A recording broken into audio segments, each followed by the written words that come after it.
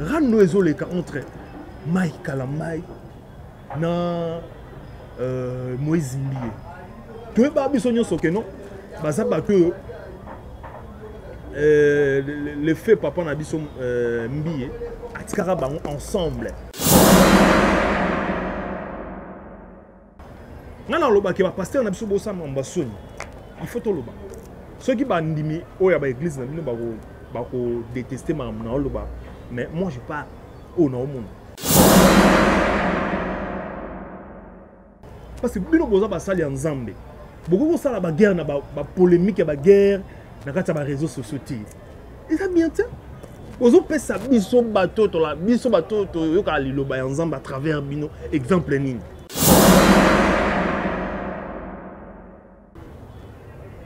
La guerre, on a bino bosa là, on a réseaux sociaux, c'est pas bien. D'abord, tu détester le comportement de bino pasteur. Les deux pasteurs, tu es barabino, vous avez ensemble, vous avez ensemble, mais le lobo comme pour Nanyao, au côté à l'équipe, à répondre à mon numéro sur Instagram, au peu côté on a maté année pendant qu'il c'est dimanche à répondre. Non. Bien quand vous neuf y a match. Abonnez-vous massivement sur la chaîne Bianca Gola. C'est bel et bien artiste Celius Campus Dismusta Puccini, le duc, grande puissance, l'homme plus puissant, l'homme le plus puissant du clan Wenge Maisonneuve. Tokosenga na bino bo s'abonner na Bianca Gola TV. Que Allah vous bénisse. Alhamdulillah. Zambazala nabino, Zambende azamokonzi, Zambende azabolingo. Mbana baswana gana ete, mbana basekisaka ete, mbana basola gana ete, mbana balia gana ete. Abonnez-vous massivement sur la chaîne Bianca Gola TV. Qu'Allah vous bénisse. Alhamdulillah. Les gens, moi c'est Lisa. On vous invite massivement sur la chaîne YouTube de Bianca Gola officielle. Alors, abonnez-vous massivement. Bye bye. Voilà, merci de rester sur Bianca Gola officielle. Merci à tout le monde qui sont branchés à cette heure. Merci à Bianca Gola, merci à Corneille, les grands réalisateurs. Merci au Dieu Tout-Puissant, l'éternel Dieu, créateur du ciel et de la terre. Appelez-moi Zaïrouan Loupou LG. Je suis à la présentation de cette émission. Cette analyse, on va partager avec vous à cette heure. Merci à tous les internautes au bazar branché, tout s'abonner, continuer à s'abonner à la chaîne Nabisio Bianca Gola officielle. Donc vous pouvez avoir confiance parce que chaîne Nenga Tolobaki toujours tourner la même actualité, toujours tout mandako pesa nos informations, toujours tout mando la analyse pour nous édifier, pour nous informer, pour nous sunga les artistes et surtout ma mécène p na cette émission baza toujours la bienvenue et tout le monde tout tendance nion sur au monique aux a vraiment prêt il y a le cas le numéro est là au bengika ka juste au sali signe tout programmer on peut tout ça dans cette émission ensemble nayo mais les lots la mingi tu continues toujours dans l'analyse na biso ning tout ça là concernant les artistes les chroniqueurs et le lot au côté sous na ba bureau parce que tout le monde on a ba bureau ba comme ko boma ba orchestre ba bureau ba comme boma ba orchestre vraiment et c'est le mot photo bête là on c'était ceux qui ba leader il y a ba musique on dit bien sûr ba leader il y a ba orchestre ba fongoli misouté en tout cas bango moko ba ko créer ba tombe na bango à partir il y a ba bureau na bango parce que au moment bureau un bureau aligné s'accaparer na mamunyoso bureau ya na ba te bureau na bango bongo bureau ya orchestre au bureau ya intel au bureau ya musicien tel oh mais bureau sunga pe artiste sunga ye lukele ba production lukele ba contrat au lieu ya koluka ko intercaler ba makambo so ba tout so ba pousse na pembe artiste yo zanga pona ko casser. Dernièrement Masamora to benganga Masamora ya chroniqueur pe kaka. Asali na posa ça l'émission na artiste moko mais alinga leka na canal ya bureau ya artiste moko voilà. Bureau comme il compliqué tu fais quel genre d'émission, tu es qui non. Ah, compliqué, type émission ça maté. Il faut boyer barreno moko. Artiste, média ne ça là artiste. Ta yozo pona. Ozo pona. Que non, on ça l'émission na intelté, on ça émission na intelté. Wana bo artiste, bo son artiste té. Wana bo artiste, bozo son artiste té. Merci na Josiane Mondele, merci na Lisa Match, Nefa Match, Bianca Gola, merci na le président Guindi Vite International na part ya Bianca Gola toujours Bianca Gola obi batunyo so ba soutenir aé bo continuer toujours à soutenir chaîne Nabino et tu continuer à passer Sabino ba information tu yambelano ba invité j'espère que tour à tour ba invité ba ozala toujours na défilé à on a plateau na biso parce que toujours ngeli ba activité na biso avec force. Actualité exige il faut retenir que Ibraton Piana. Ibraton Piana. Y aller donc selon mote.cd tout de suite là que a touché un accident de circulation mais l'artiste se porte très bien malgré se porte bien et malgré accident a toujours bien mais moi fracture moronado nenge mote.cd a ebisibiso donc y aller crée de molema donc pesa y aller ba bonne guérison Ibraton Piana. Il y a aussi le groupe Impair Oyo. Bah, nous savons déjà depuis un mois. Bah, nous avons un concert La Cigale à niveau de France le 8 juillet. Mais tout le monde, il y a un artiste qui va soutenir le Gali Garvey à soutenir concert et groupe Impair dans La Cigale. Voilà, bah, nous avons que nous, nous avons une production. Nous avons la production, en tant qu'artiste, oui, il faut soutenir Mouninga. Voilà, c'est un comportement où il y a encourager Gali Garvey le sac qu'on a soutien au soutenir Negonayo Impair dans La Cigale. Vraiment, Trésor Bakala, Nick Chet, tu as soutenir Bino Boza côté, qu'on a soutenir Bino, il y a Impair, Bocha Bango Poids. Donc, ça bien. Maître Merlan encadrement, bonjour Nayo, Nabi qui est aux émission, au s'abonner, des gens continuer à partager les liens et ça bien plaisir à trop et nabatunyon sur balandarabiso.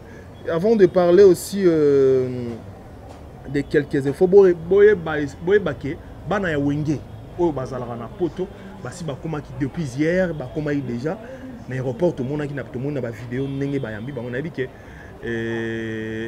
bah image les autres dans les réseaux sociaux inutile à retirer la bino sous bah extrait wana mais boyebi déjà bana wenge bazo banda ba répétition na bango pour un événement na bango ya le 30 juin na stade de Martyr tu peux ça bango chance na bike baza ba grand leader ou ba sala combo na musique ya Congo alors événement na eza événement ya munene et il faut te soutenir tes bango. Et namoni Passia Kusangila yaki déjà Ale Makaba bakitaki déjà et mais tout le monde ba komel biso awa l'absence d'Alain Pela Afande donc figure emblématique de Wenge du Wenge Musica n'a pas fait les déplacements pour Kinshasa comme les autres artistes serait donc ambassade oya biso na Congo il paraît bah accorder visa té. Bon, tu éviter. Pourquoi ambassade accorder visa té et pas Afande? Parce que Afande a figure emblématique. Il y a Wenge. Dans l'événement il y a Wenge, il faut y pas là. Dans l'anda qui est, dans l'anda d'interview, dans l'anda il peut tant le producteur Amadou, c'est ça qui est administrateur il y a Wenge dans niveau il y a Europe. Dans mon IP Afande pe a Tchaki Maloba. Mais tout le monde groupe, il y a des musiciens qui sont déjà. On a autre temps, notamment l'arrangeur de son, l'ingénieur Blaise Boula. Il y a aussi l'arrangeur de son, le soliste Alain Makaba. passer kusangi là artiste tout kaluji donc faut pas bana déjà répétition ensemble na bango parce que événement on a les événements photo le belango. Alors Alain Pela pourquoi ba premier les visa selon ba dur ya ba tout mosusu selon ba dur na obi bien na lobby on a conditionnel que non à CG Belge yango ambassade na biso et bon opesa ambassade na biso ya kuna et bon opesa yé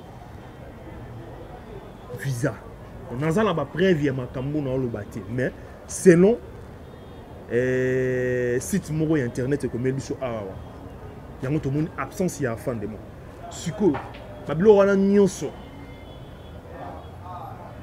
nyonso tangu bino batu oyo bo organiser babilo wana il faut bozwaka ma précaution absence ya nengwana na kati ya événement na kati ya lisanga ya baninga c'est pas vraiment bon et au sala bimani parce que afin de pas na ba fan na ba msuba roya boko samate omoni les 30 jours na malgré tout bara wenge mais aux ala peine ba fan ya baninga net ba fan ya wera baroya ba fan ya jibe baroya bato balingaka passer kusangi la baroya bato balingaka Adolphe Dominguez baroya bato pe balingaka Alain Pela baroya.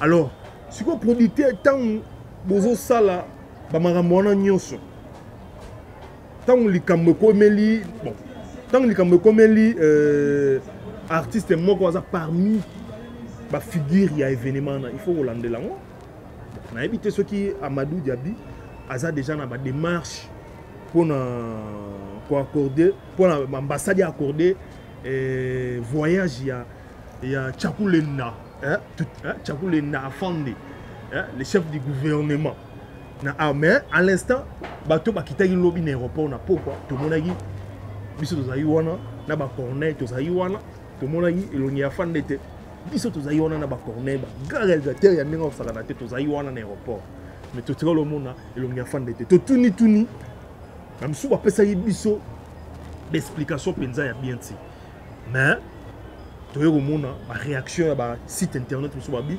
selon kingan babi que non Afande ambassade na biso ya Congo donc ya RDC na Congo na Belgique ba accorder visa te ba pesi ba raison auto tangi wana mais espérons que les jours à venir avant événement na Tchakoule na ko na biso awa pe et vous allez bien. Et retenons que à Salfo, c'est avec déplacement, puis pour un événement, il y a 6 ans, il y a disparition, il y a levé beaucoup le Papa Wemba. Donc c'était le 24 avril, que à Salfo,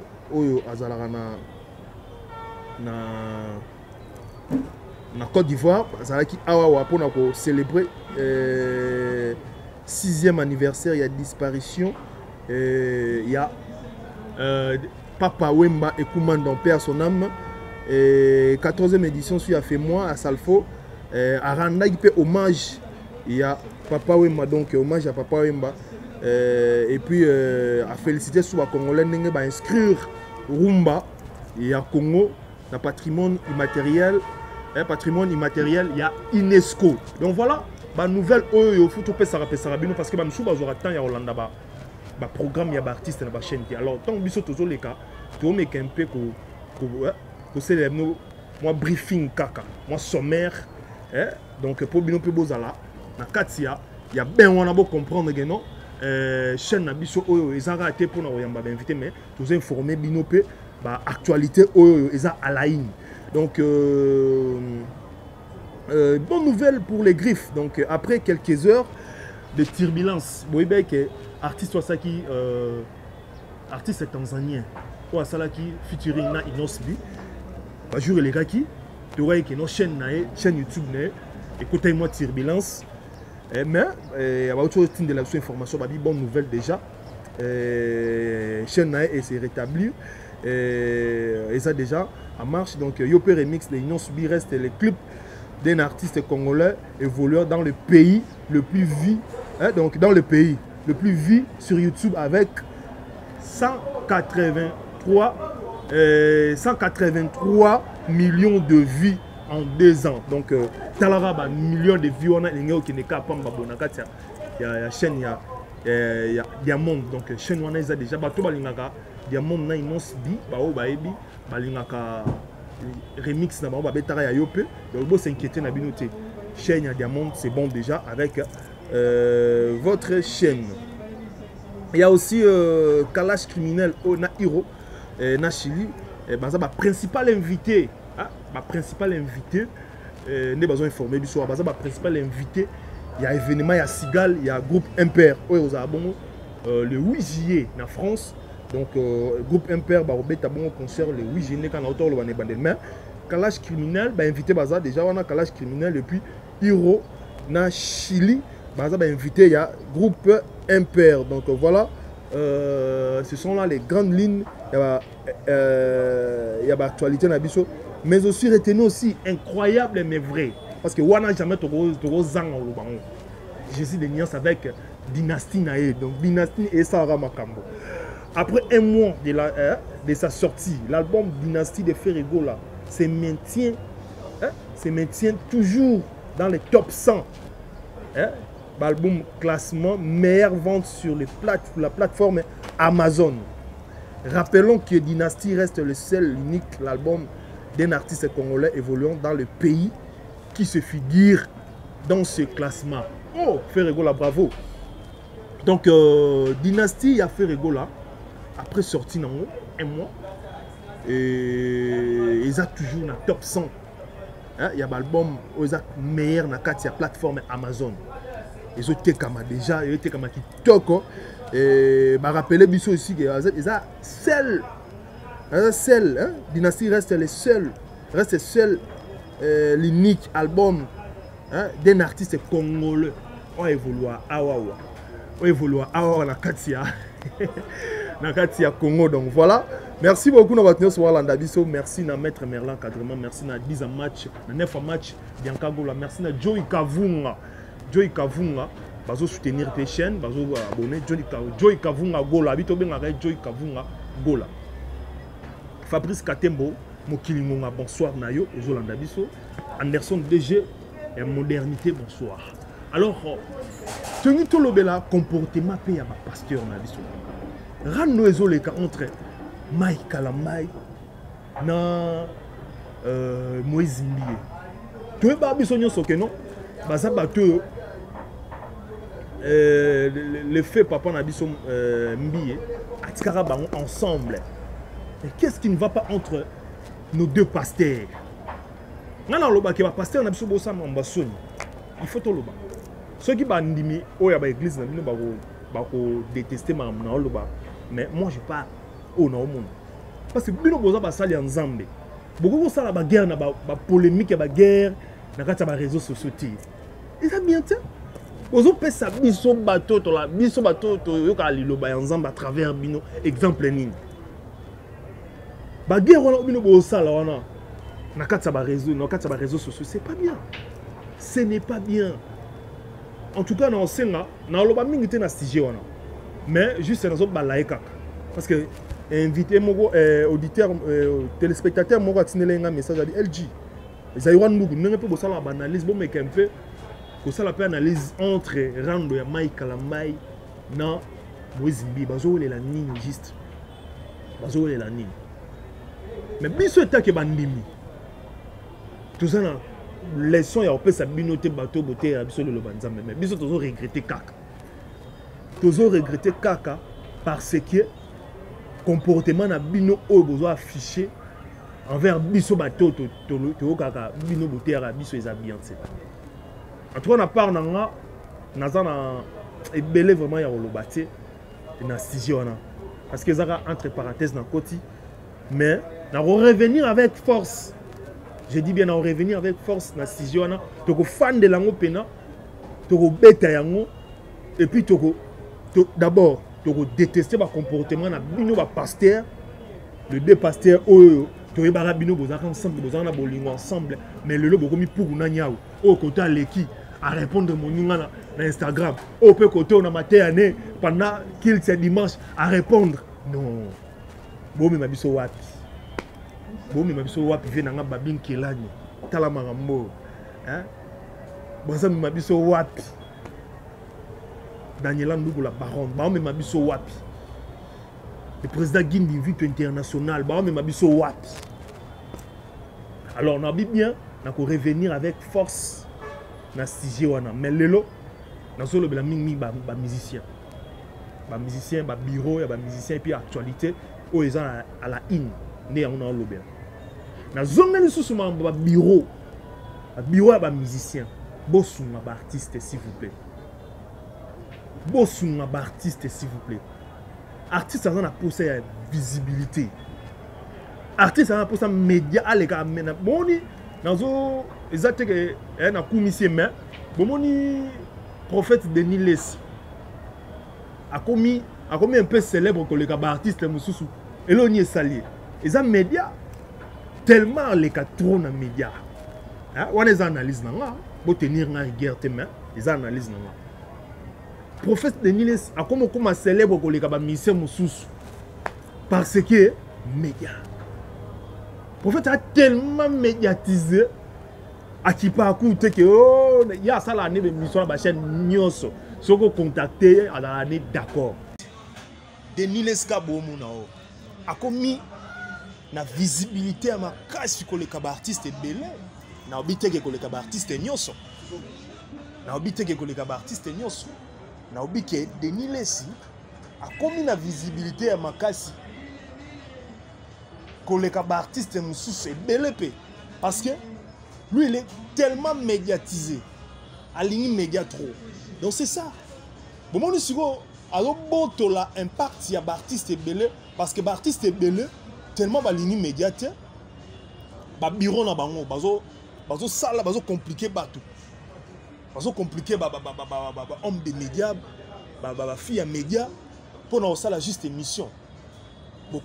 Botika comportement les habités médias de salaire artiste il faut créer l'actualité oui on y a aux artistes so l'union aux artistes était bon Luka Moussala Moussous mais tant que tu es un artiste il faut toujours créer des événements créer des actualités pour ça là yo parce que tu venais yango ça l'artiste tu voyais bah non, le artiste ni non. Bon, on t'a comme parce que son attend comme bah, comme on t'est azam ta pas non.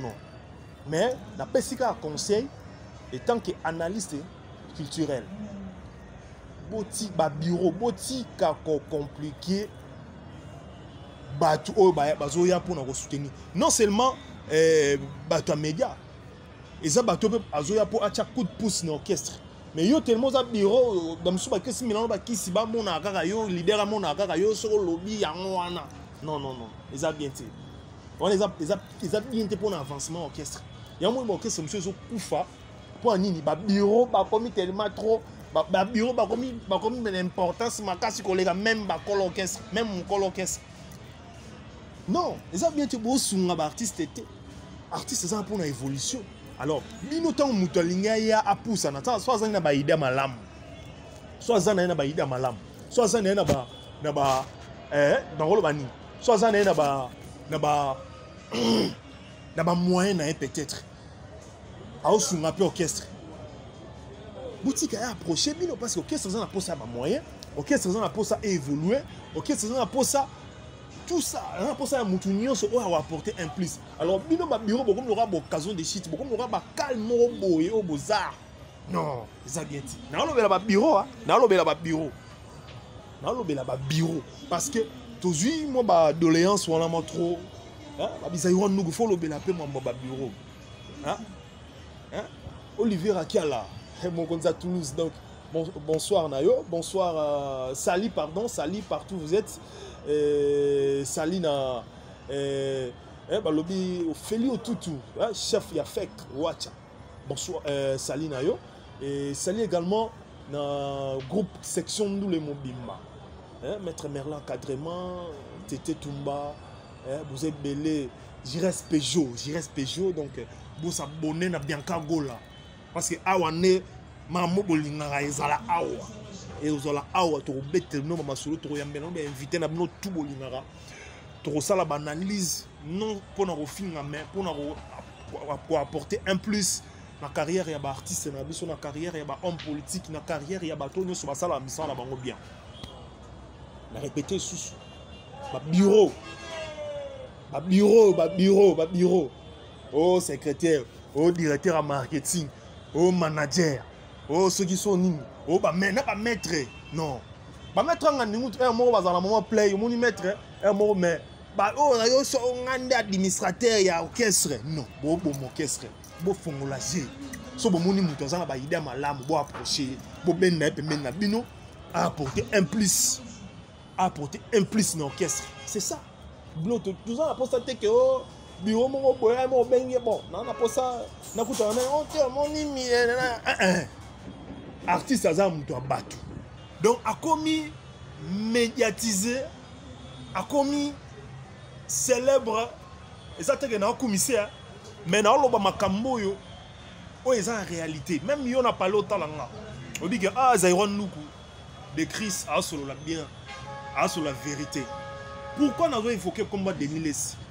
Nous avons évoqué dans 4 émissions pour nous exemple pour nous encourager les artistes au bureau, les artistes à la TVT. Les artistes à la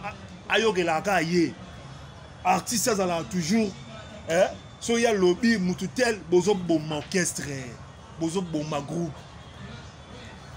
groupe eza na posa ya batu nyonso musapi moko esokola elongité musapi moko esokola elongité leader aza na posa ya batu tout parce que mututu azo apporter un plus na une orchestre nezo sa la force ya orchestre nezo sa force ya groupe non seulement na cadre musique même dans le cabinet ba ministre tous mona ba conseiller ba secrétaire particulier même chose en rendez-vous aux en projet moro boye pour le développement ya mboka on a pour ça tout en autorité mo mboka bureau ne ba tchep local bureau ne ba tchep oh autorité wana tam sous politicien ana pour ça payer visibilité ana pour ça payer ba projet aux bien pour le développement communautaire.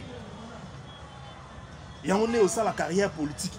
Parce que quand on a pouvoir, il y a parti politique et ça, qu'on concevoir pouvoir le plus longtemps, le plus. Non, on a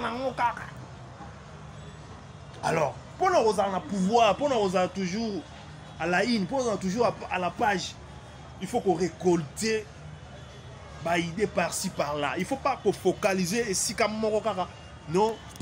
Bisonné bureau, bisonné conseiller. Non. Petit peuple wana pe ba obayara na ba idée wana. C'est très important dans vie pe ba politicien na biso. Bozala la play, bozala souple. Tant moni que non mutu mo asenga audience, akuta soit na ministre mo, soit na gouverneur, soit na ataka na ba bourgmestre na biso. Pour faciliter à bango. Et c'est très important pour notre carrière. Est-ce que Bino Bolinga non? Le ministre n'a pas destitué soit dans le parlement, soit le gouvernement, monsieur Kouyi, soit le gouvernement, monsieur le cabinet, le Kouyi. Bino beaucoup besoin de chômer. Alors il faut travailler bien. Vous en avez idée à Malamou. Il faut vous en avez projet à Malamou pour peut-être ceux qui gouvernement qui gagnent des Kouyi, va reconduire Bino Kaka. On dit ah t'es ministre tel la salara bien. Ah ministre qui gagne la salara bien, gouverneur tel la salara bien. Bozoaye. Tout le monde a un régime passé. Tout le monde a un le gouvernement changé, mais au moins, le ministre a son carte. Vous comprenez? Mais tout ça, la politique, on peut ça exemple. Pour la mémoire, parce que mon page, il n'y a pas de page, ils ont édifié. Dans ma plan sur la musique, la politique, la sport, la vie quotidienne. Alors il faut tout toucher partout pour effondrer. Alors dans zone ici on a nous les bureau. Vous à la souple, vous tirez peu 10%. Au musicien pour voyager, il faut 10%. Au musicien pour une liste il y a voyage, il faut non. Bien té. Yo gagné déjà mingi tam sur les musiciens mais au ligne sous musicien là pour tiens un voyage qui est un concert 10% non ça bien té ça les sous mon ami sur Nzambe et puis ils ont malédiction parce que musicien a autoka tam sur pour nous look là même sur les botan yo so kambi 10% non bozala juste soki musicien na yemba na bien ça la travail n'est bien s'il s'agit de classer la première équipe classée s'il s'agit de tiens na liste à voyage na zongani sous ba chroniqueur parce que la fois passée na lobara mamba ba chroniqueur tendance c'est comme mingi et pas ba musicien voilà coup na otika loba ngote na ba émission na nyos ata na yambi invité na loba ngo kaka parce que c'est du trop. Chroniqueur aux moi chance mais ça me met en voyage pour comme fan ya musicien non bon ici déontologie na yo il va dans Drial TV alors éthique et déontologie hein Drial donc musicien chroniqueur aux moi chance auquel ça la couverture moi ya manifestation mon musicien mon robot au comme nos fans de musicien non ce qui s'agit il y a vous critiquer musicien parce que à bête il faut critiquer tu es libre. Liberté d'expression. Mission que nous sommes montés, que nous avons mission pour critiquer la faute que nous au fini non. Ça la critique mon est un peu radical, critique mon peut-être musicien a bongi ça prochainement et ça la bien. Critique te ya au fin même sous ba parents na yé, même sous au fin vie privée na yé, même sous au fin même sous défaut na yé non. Là tu autorises mais critique moi non ça logique on dit que non musicien au monde dans concert bêta qui son coûte ça qui bien il faut le arranger des sons un exemple on appelle ici il faut le arranger des sons moi bien voilà ma critique auto pour ça musicien au monde na album bêti promotion dans bien il faut changer bureau voilà ma critique auto pour ça et non ma critique ya ma finga ya Sony internet c'est comme ma bé au monde na mutu mususu moi Android a comment ça live a fin na ba musicien non a bo finga na kaka ran no ya nini mon bande wona ngai to changer ba comportement na biso nous interpeller bino vous ezateke na zangelo ka osala o te ozangelo ka osala non to za pena rôle mo ya jouer concernant civisme ya bande wona biso to za na rôle mo ya jouer concernant comportement ya bande ko baby merci na Brenda Bianca 9 match alors dit solo la raka Brenda Bianca 9 match azana donc tala ba image avec Corneille et na bosanité na famille Emmanuel Voul de la part de Bianca toujours et Tekas a voté depuis Angola hein? Donc toujours de la part de Bianca et Jessica Jenga hein? Bianca peut suivre ba mbote bela bi soutenir chaîne yango bo promouvoir yango ekende liboso toujours nenga to kenango molo et l'Anita, la gabonaise. Ah, l'Anita, la gabonaise. Toujours, on a pendant donc battu na biso, tous a Bianca Gola, la chaîne parce que chaîne la chaîne amène. Bon, comprendre on ce matin on yana magamusu chaque jour on a une innovation bien. Oui, c'est ça. Groupe WhatsApp Dynastie Gauloise dans Bolanda biso vous partagez toujours sans méta. Na kacha groupe WhatsApp Dynastie Gauloise, na bo santé section d'où le Pembe. Donc on a donc partager mission net na film merci et agence de transfert d'argent hein Investimato baza bato ba soutenir pe biso agence de transfert d'argent Investimato Mvulu donc baza partout dans le monde hein donc nous na monde na yom toza na Angola oza wapi hein donc Lukaga agence transfert agence de transfert il y a mon donc Investimento donc ils ont en portugais donc Investimento il y a Emmanuel Voulou donc voilà aussi dans monde on avec sécurité fiabilité rapidité confiance ils ont la carte agence wana qui tourne on a carte Angola Kin France Belgique Turquie donc tout ça partout colis au niveau tinda colis au niveau tinda colis au niveau tinda babilo on a yo au niveau tinda mbongo au niveau tinda babilo tout donc agence wana les agence moi il assure tant on a zairo ndou na lobel po nga lobela ba biloko ba agence wana pa mpambate mais so bo nga na lobeli yango boyebi ba to ba ola nga ba msu ba bi garçon na za crédible alors agence on a pe na lobel faut za crédible donc voilà bo luka yango donc na Kina ape ezali nango na Angola ezali na France ezali na Belgique ezali na Turquie ezali donc na rappeler bino kombo agence hein Investimento Mvulu donc bo luka yango e osala bien. Alors, tu as chité na biso, tu as temps ya analyse. Tu as continuer toujours l'analyse. Tu as invité parce que tu as invité d'abord solliciter biso. Mais bateau balanda biso ba conseiller na biso habiter des crises Zaïron, il faut toujours continuer dans l'analyse na bino, continuer toujours ko éduquer, ko édifier bateau parce que internet c'est comme côté la moi bo soto bino musana no ba chroniqueur bo comme koma et c'est baby parti pris c'est comme mingi bo ité arbitre pas na équipe né kumisara mais il faut toujours saler là avec professionnalisme parce que bateau batala la biso na ba parler ba bazo baté bato mayele ya ba docteur ba otala biso bato mayele ya ndenge na ndenge ba otala biso. Alors si tu veux faire la guerre, si tu veux critiquer quelque chose, critiquer ça avec beaucoup de professionnalisme. Pour ça là on a beaucoup na te na bo nini te na ki voyou te na ki banditisme te ou ti so wa po eka na TV bando non. Bilo wana yango tozo boya. Alors merci na batunyo so balanda tomo chité na biso, merci na Corneille. Prochainement tu regardes sous na stigé ce bon combinaison de numéros ça non la suggestion na bino ils a vraiment la bienvenue la Katia chaîne na biso parce que mutakoka na nyoso zate mais c'est juste pour se compléter. Alors place au bomoni que non bana mai ici bo que non bo ko meli biso et au sala biso bien makasi to comprendre que non biso na bino communion za kitoko vous comprendre. Merci à ma mère Jeannette Boussana Zolandangaï, merci à Jenny Akuta maman Alicia na Jenicia, merci à Rigen Atrisha, merci à MBK depuis France, MBK donc depuis France chaîne no yango s'abonner na chaîne na yo donc MBK les Gaulois MBK donc pas les la faire rigola ma ben nanga de Chris faut boire un bon MBK les Gaulois na bois qui au bon. Donc merci pour la fan sur l'orchestre tout. On est ensemble avec vous, il n'y a pas de souci.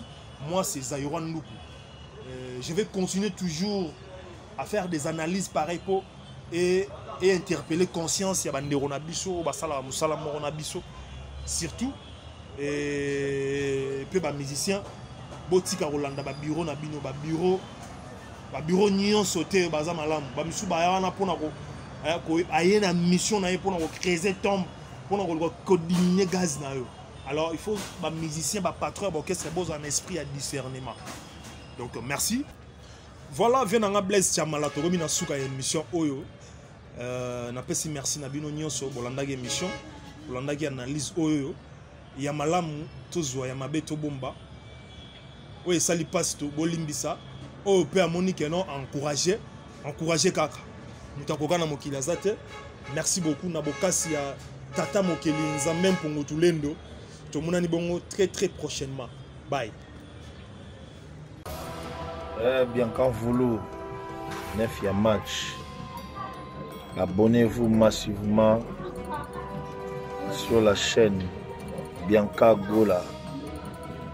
C'est bel et bien artiste Celius Campus Dismus Tapuccini, le duc. Grande puissance, l'homme plus puissant, l'homme le plus puissant du clan Wenge Maisonneur.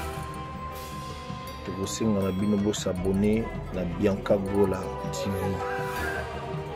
Que Allah vous bénisse. Alhamdulillah. Zambazala na bino, Zambende azamokonzi, Zambende azabolingo. Mbana baswana wana ete, mbana basekisaka ete.